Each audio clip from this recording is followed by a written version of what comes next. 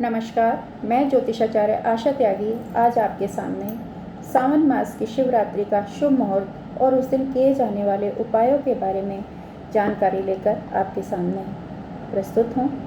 सावन माह के कृष्ण पक्ष की चतुर्दशी तिथि 23 जुलाई को सुबह 4:39 पर प्रारंभ होगी।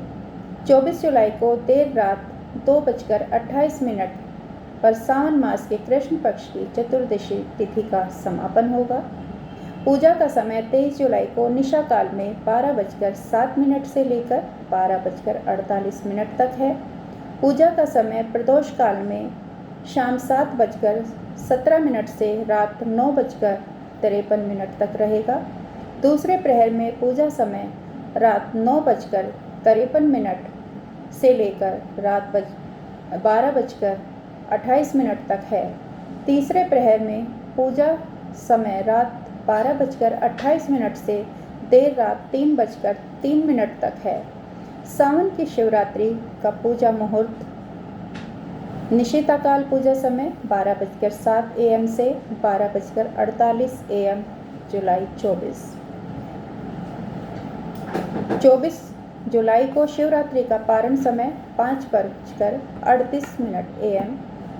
रात्रि प्रहर प्रथम प्रहर पूजा समय 7:17 9:53 PM तक।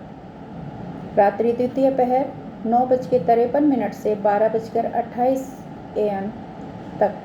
रात्रि तृतीय प्रहर का पूजा समय 12:28 AM से 3:03 AM जुलाई 24 तक। रात्रि चतुर्थ प्रहर पूजा समय 3:03 AM से 5:38 AM जुलाई 24 तक।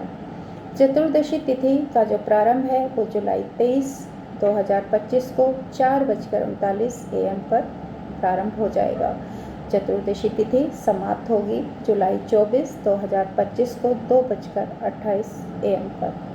सावन की शिवरात्रि हिंदू पंचांग में कृष्ण पक्ष की चतुर्दशी तिथि को मासिक शिवरात्रि या मास शिवरात्रि के रूप में पूजा जाता है। भगवान शिव के अनन्य भक्त प्रत्येक मासिक शिवरात्रि को व्रत रखते हैं, श्रद्धापूर्वक शिवलिंग की पूजा अर्चना करते हैं, लेकिन यह वर्ष में मुख्यतः 12 शिवरात्रि में से बड़ी शिवरात्रि मानी जाती है।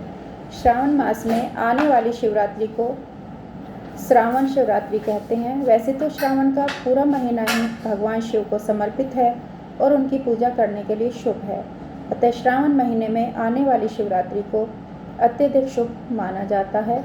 महाशिवरात्रि के नाम से इसे जाना जाता है। उत्तर भारत के सबसे प्रसिद्ध शिव मंदिर काशी विश्वनाथ व बद्रीनाथ धाम में श्रावण मास में विशेष पूजा पाठ और दर्शन का आयोजन होता है। हजारों की संख्या में शिव भक्त श्रावण के महीने में भगवान शिव को समर्पित मंदिरों में दर्शन करते हैं। भक्तजन गंगा जल से शिवलिंग का अभिषेक कर शिव जी का आशीर्वाद प्राप्त करते हैं।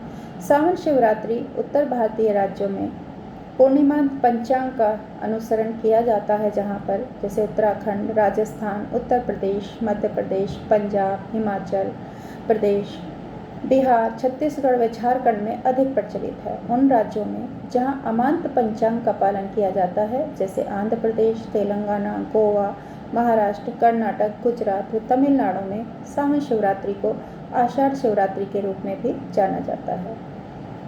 शिवरात्रि के एक दिन पहले मतलब त्रयोदशी के दिन भक्तों को केवल एक समय ही भोजन ग्रहण करना चाहिए।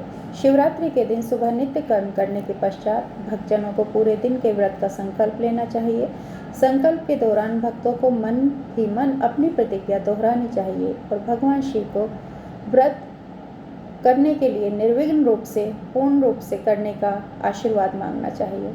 हिंदू धर्म में व्रत कठिन होते हैं। भक्तों को उन्हें पूर्ण करने हेतु श्रद्धा व विश्वास रखकर अपने आराध्य देव से उनके निर्विघ्न रूप से पूर्ण होने की कामना करनी चाहिए। शिवरात्रि के दिन व्रत करने से जिनकी कुंडली में कालसर्प दोष है उस बाधा से मुक्ति मिलती है। जिनका चंद्रमा पीड़ित है उनको मुक्ति मिलती है। वैवाहिक जीवन में आने वाली बाधाएं उनसे भी हमारा एक तरीके से छुटकारा प्राप्त होता है। यदि विवाह में किसी तरीके का विलंब है तो भी इस दिन शिव पार्वती की पूजा से शुभ फल प्राप्त होता है। शिवरात्रि के दिन भक्तों को संध्या काल स्नान करने के पश्चात ही पूजा करना चाहिए या मंदिर जाना चाहिए। शिव भगवान की पूजा रात्रि के समय करना चाहिए एवं अगले दिन स्नान के पश्चात अपना व्रत खोलना चाहिए। व्रत का पूर्ण फल प्राप्त करने हेतु भक्तों को सूर्योदय व चतुर्दशी तिथि के अस्त होने के मध्य के समय में ही व्रत का समापन करना चाहिए। लेकिन एक धारणा के अनुसार व्रत का समापन का सही समय चतुर्दशी तिथि के पश्चात का बताया गया है। दोनों ही अवधारणाएं अपनी अपनी जगह सही हैं, लेकिन माना जाता है कि शिव पूजा और पारण का समापन चतुर्दशी की तिथि के अस्त होने के पहले हमें कर लेना चाहिए।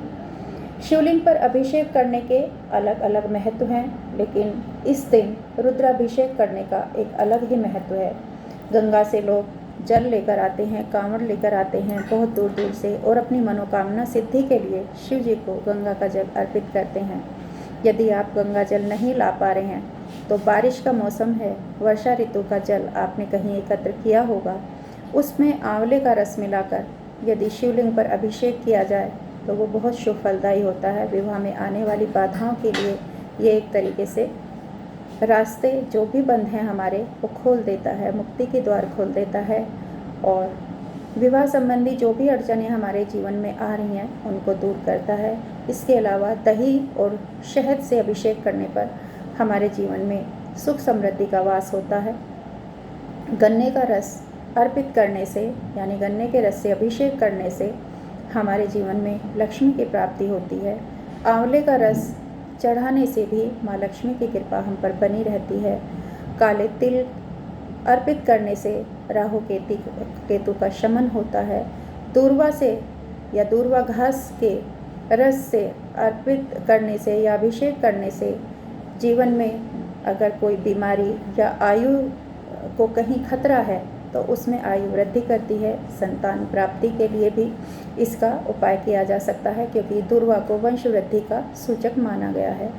इसके अलावा आप धतूरा चढ़ा सकते हैं। धतूरा चढ़ाने से भी हमारे बहुत से मनोरथ पूरे होते हैं। सिर्फ एक धतूरा ही, बेल का पत्र और शमी का पत्र, जो भी चीज़ें इस दिन शिव जी को अर्पित करी जाती हैं उनका कई गुना फल हमको प्राप्त होता है। तो ये थी शिवरात्रि पर किए जाने वाली छोटी छोटी सी हमारी रेमेडीज़। उम्मीद करती हूँ आप सबके लिए इस बार की शिवरात्रि आपके मनोरथों को पूर्ण करने वाली साबित हो। इसके साथ ही दीजिए मुझको इजाज़त। धन्यवाद।